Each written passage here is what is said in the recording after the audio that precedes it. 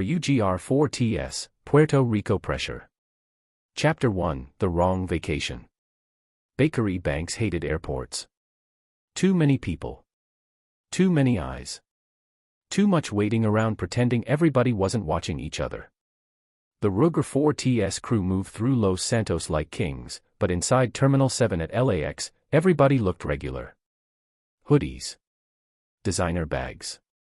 Fake patients. Jalen walked beside Bakery carrying 2 duffels and a backpack stuffed with cash, jewelry, and enough designer clothes to make Puerto Rico remember their names.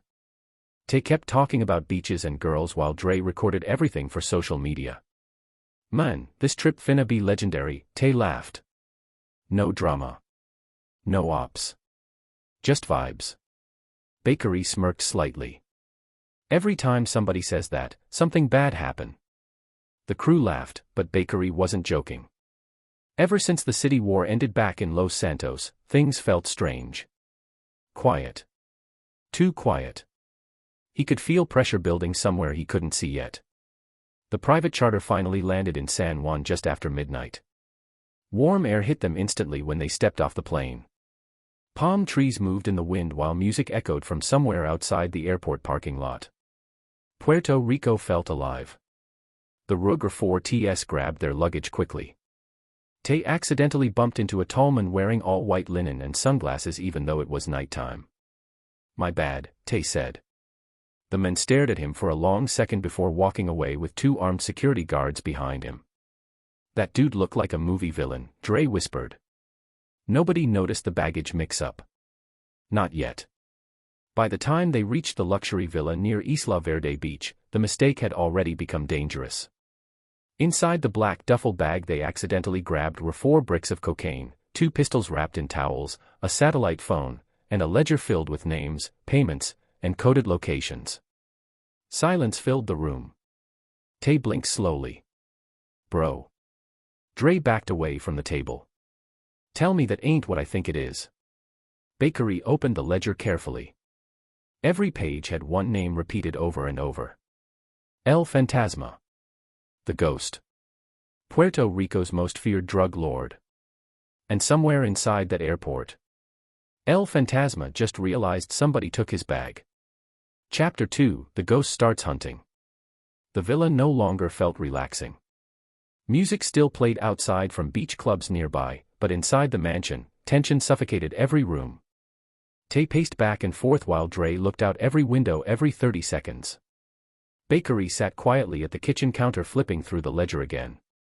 "Bro, throw the bag away," Dre whispered aggressively. "Right now." Bakery shook his head. "Nah. Nah."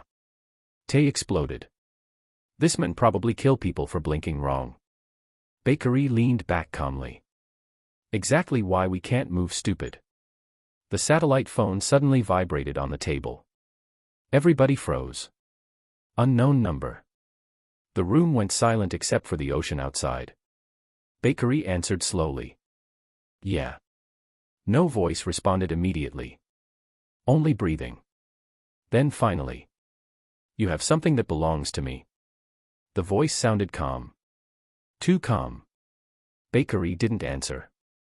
"You landed 37 minutes ago," the man continued. 3 black SUVs followed your rental from the airport. Your villa has 8 security cameras. One of your friends keeps opening the fridge every 4 minutes because he's nervous." Tay slowly closed the refrigerator. Fear hit the room instantly. "Who is this?" Bakery asked. A soft laugh came through the phone. "In Puerto Rico, they call me El Fantasma." Click. The line died. Dre grabbed his head. "We dead." Bakery stood up immediately. "Pack everything. Now." Outside, headlights appeared near the villa gates. Black SUVs. 3 of them. Men stepped out carrying rifles. The RUGR4TS sprinted through the back of the mansion as bullets shattered windows behind them. Glass exploded across the walls while alarms screamed through the house. Tay jumped over the pool fence first. "Move, move, move."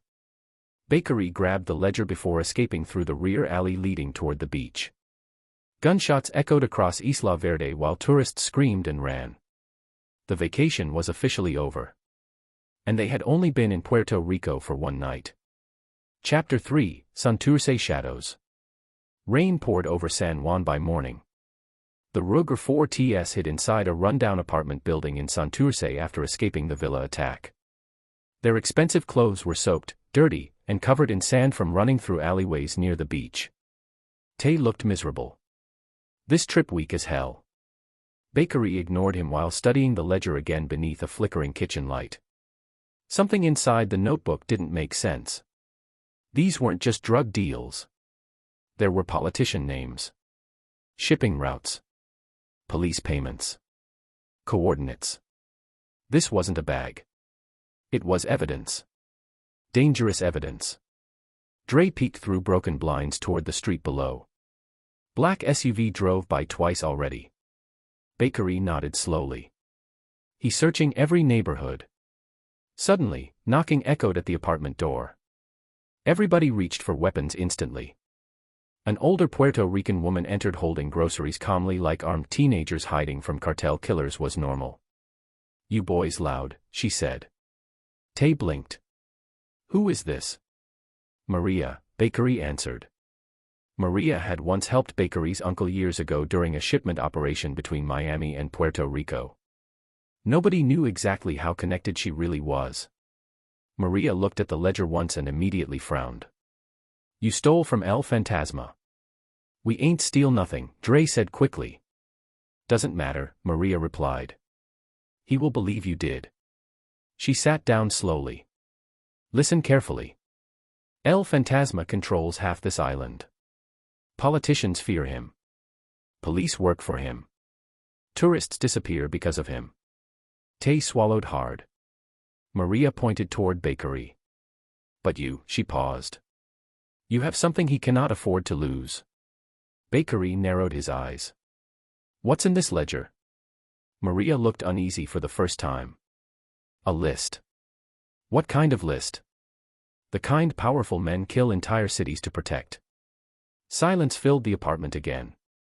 Then downstairs. Tires screeched. Doors slammed. Voices shouted in Spanish.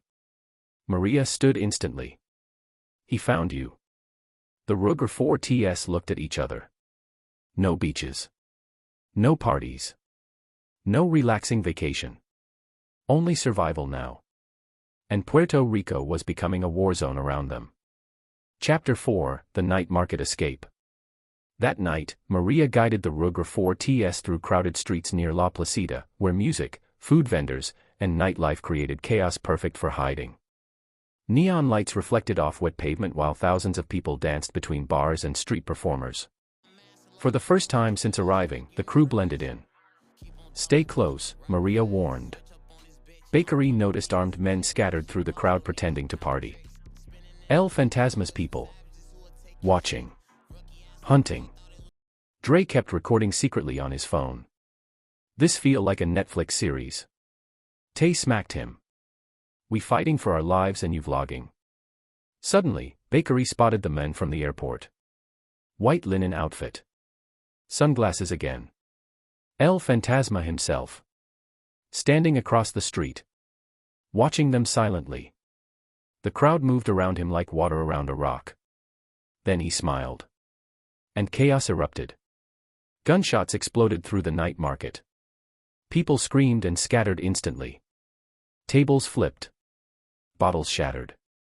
The Ruger 4TS sprinted through crowded alleyways while cartel shooters chased them through the festival. Bakery grabbed a motorcycle parked near the curb. "Get on." Tay jumped behind him while Dre and Maria stole another bike nearby. Engines roared through narrow Puerto Rican streets as bullets sparked against walls behind them. El Fantasma stood still in the middle of the chaos watching them escape. Still smiling. Because he knew something they didn't. And somewhere deep inside the ledger was the real reason they were still alive.